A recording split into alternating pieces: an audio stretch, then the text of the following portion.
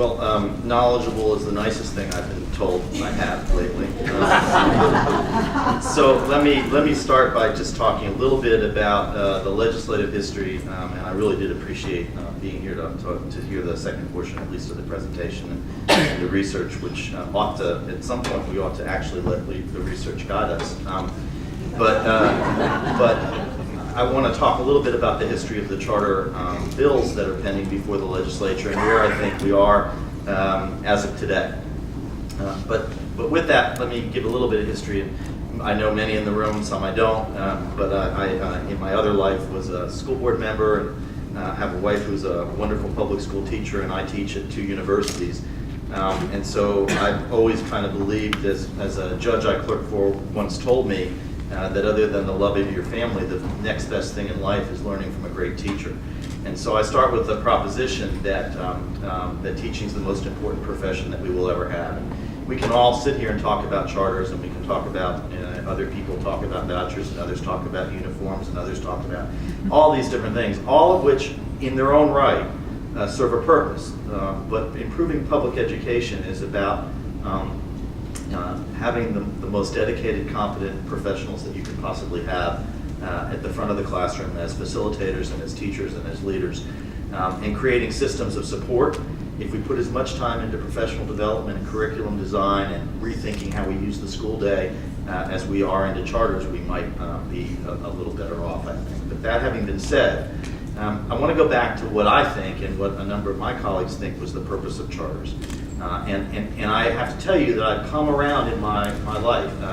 In 1997, when the charters, or 1998, when they were first proposed in Cumberland County, I was one of those school board members that reflexively said, not in my lifetime, and came to appreciate that was not a good thing, and that charters are in fact a form of public schools, and that there are reasons why they may be needed in communities and why they may need to exist.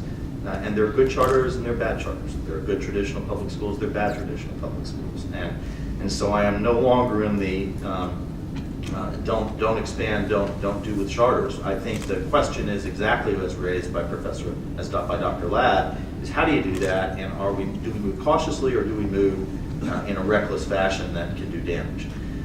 So that goes back to maybe a difference between some folks who are proposing Senate Bill 8 and some who have proposed House Bill 247. In 1998 and 1988, when the idea of charters was first proposed, the idea came in a paper called Education by Charter, Restructuring School Districts. And the idea at the time was to allow teachers to apply for charters to run schools within their district, that charters would have some specific sets of goals with specific time frames, as ways to improve public education, not compete with it, as ways to create better systems and structures for dealing particularly with students who weren't learning well in traditional public schools, to create different uses of time and resources, to create innovations and laboratories of innovation that might can create some replication, to improve how we teach in public schools and how we deliver instruction. And I think that model has been faithfully followed in some places, and where it hasn't been faithfully followed, serious damage has resulted.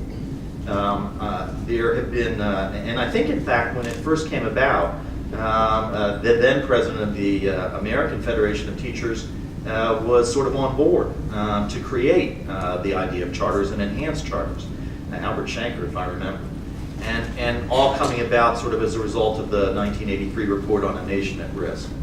But then we soon began to see the sort of Californication of charters, where California bought or got into charters, storefront charters. And by 2004 had the major storefront charter in California closed, stranding about 6,000 or 7,000 students as a result. I think it went belly up due to bankruptcy. We had charters in Philadelphia being indicted. We had charters that were not well managed, having serious fiscal and accountability problems. And that happens when you think you can simply open a school, replicate it from one place to another, and it's because I have good intentions, or in some cases maybe not so good intentions, I can create this new good school system that's better than the traditional school. And we all know that's not how you open a school. And good charter operators know that's not how you open a school.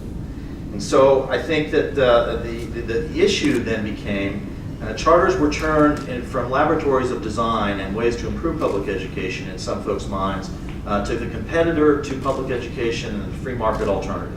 And by creating the alternative, we create competition. Competition would therefore make the traditional public schools better, as if the teacher in the traditional classroom was going to be motivated to teach even better by having the charter school down the block as a competitor, which I think that is a real problem with the model.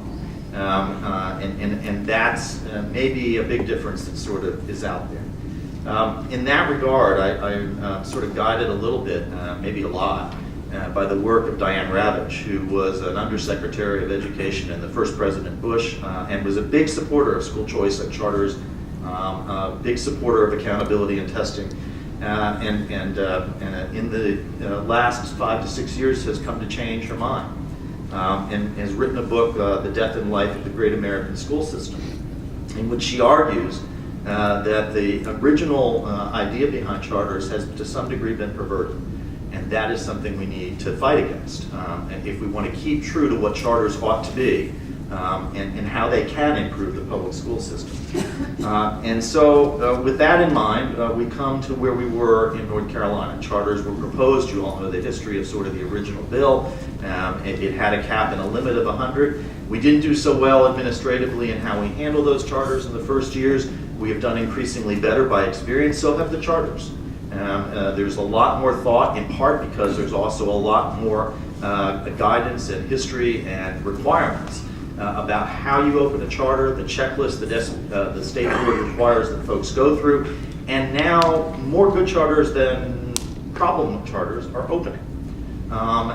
We may have other issues about sort of where that goes, but I think it can be said that folks who are applying now and where those applications are granted have generally been a lot better and more stable than they were in those first 6 or 7 years. And Cumberland's an example. We have a charter school that is working to be improving considerably and does a fairly good job. We had our initial charter that was awful and closed in 2 years, fiscal accountability, all kinds of issues. Mid-year, 60 students returned into the system, money gone, the total California problem.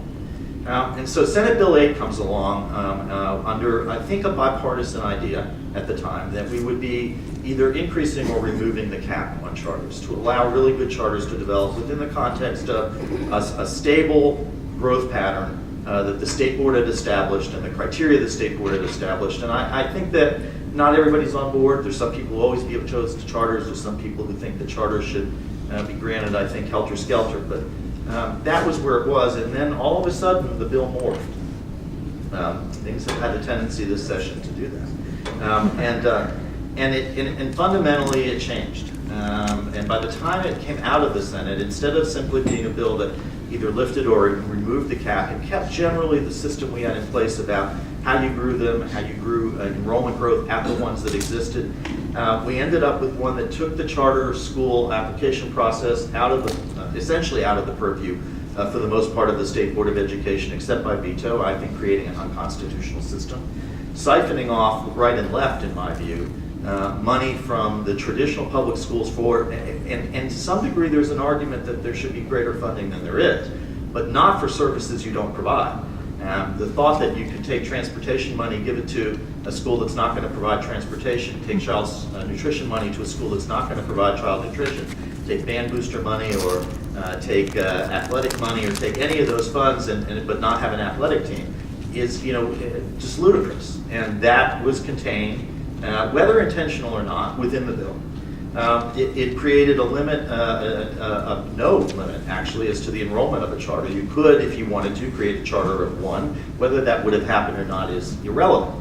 The fact is the bill would have done that. It would have removed minimum attendance requirements for public schools. It would have opened up capital money to charter schools when you had a $10 billion capital growing list for traditional public schools. It would have, I think, created a competitor. A true competitor, not a model to improve public education. And I think the bill in its form that it came over from the Senate was devastating. And I think it was, and I will say it, and I said it publicly, a bill lit up like a Christmas tree with everything that you could possibly have wanted if you followed the free competition competitor mode of charter schools. And I'm going to quote now, not from me, but from Ravitch's book, because I think this is precisely what happened. And she says, lost, it seems, was the original vision of charter schools, in which they were supposed to help solve some of the hardest problems of public education. As originally imagined, charters were not intended to compete with public schools, but support them. Charters were supposed to be research and development laboratories for discovering better ways of educating hard-to-educate children. They were not intended to siphon off the most motivated students and families in the poorest communities, but to address some of the public schools' most urgent problems. Charters are not supposed to disseminate the free market model of competition and choice and compete for the most successful students in the poorest communities. And this approach then disables the regular public schools in those communities by leaving the lowest performing and least motivated students in the regular public schools. It matters not. The original proponents of charter schools had different goals.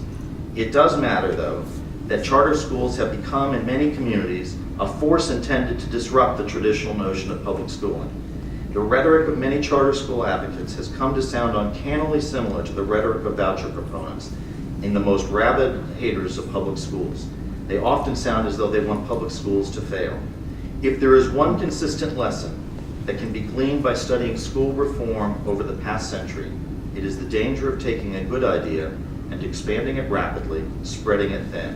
What is stunningly successful in a small setting, nurtured by its founders and brought to life by a cadre of passionate teachers, seldom survives the transition when it is turned into a large-scale reform. And with that in mind, we introduced House Bill 247 along with Representative Cotham, who was a prime sponsor on the bill, who's seated there. And what we tried to do in there was to stay true to the purpose of charters, but to recognize that they are a school tool of improvement, if done well, and to lift the cap, because the cap is an arbitrary cap that no longer served the purpose that it originally intended at this point, serving a very good purpose when it was put in place. It would have eliminated the cap of 100, created an advisory North Carolina Charter School Commission with a constitutionally mandated oversight by the State Board of Education. And by the way, I think one of the errors the State Board made was eliminating the Charter Advisory Commission to begin with. That was not a good decision. It's turned out not to be a good decision. Third, the bill would have created limitations and added accountability and academic accountability standards for charter schools to remain in operation, and given the charter schools clear guidance as to what's expected. It would have imposed more stringent teacher certification requirements for low-performing charters. It would have barred charters from employing a teacher whose certification had been revoked, and why we ever allowed that, I cannot figure out. It would have maintained the minimum charter school enrollment at 65 students and allowed a charter school to grow once it's in place as requested or authorized in its charter, consistent with a plan of strategic growth. And it would have eliminated barriers for economically disadvantaged children to be able to attend the charters both on the transportation side and the child nutrition side. To tell me that you should create charters and they're going to serve the poor and then say, but we don't have to transport them, we don't have to feed them, someone's going to have to explain to me how in practice that would work. So all of that's to say that that's where we were at that point. All of us, I think, in the room, whether you're charter proponents, whether you're not, are about improving and reforming public schools. But the one thing that we also have to keep in mind is that public schools are the one institution in this country that has kept us as one country, as one people, under one flag with a common set of values. And if we ever lose public education, we lose this democracy. And to the extent whatever bill we pass strengthens public schools by returning the purpose of charters to their design, increasing access to them, we strengthen North Carolina and we strengthen our democracy.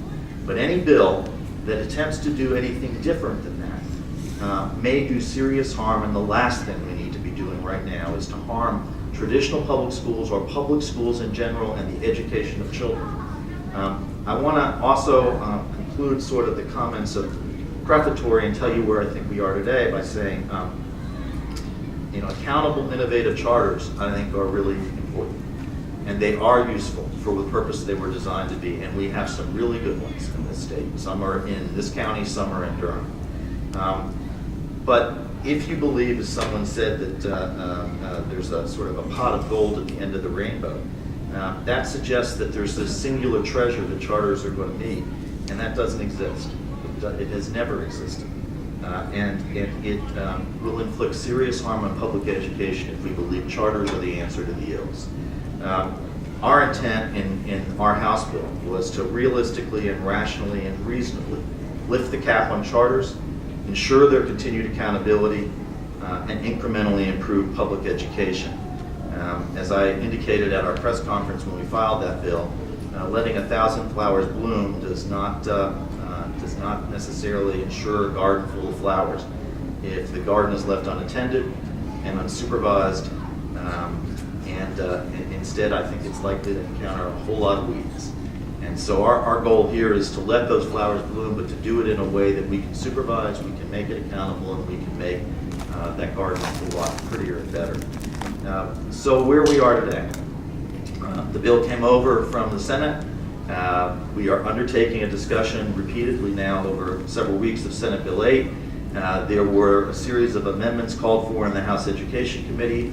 Those of us who were involved in House Bill 247 filed 24 of them. There were several that were accepted by the Senate sponsor, Senator Stevens, who's been very responsive to us on the House side, and Representative Stam. But there were a lot, including the major ones with regard to governance, accountability, diversity, a lot that weren't accepted. But there was an improvement in Senate Bill 8 in the committee process at the Education Committee, including some real improvements in the child nutrition transportation issue and on the financing side. The bill came out of the committee and I believe sits in finance or appropriations? Finance.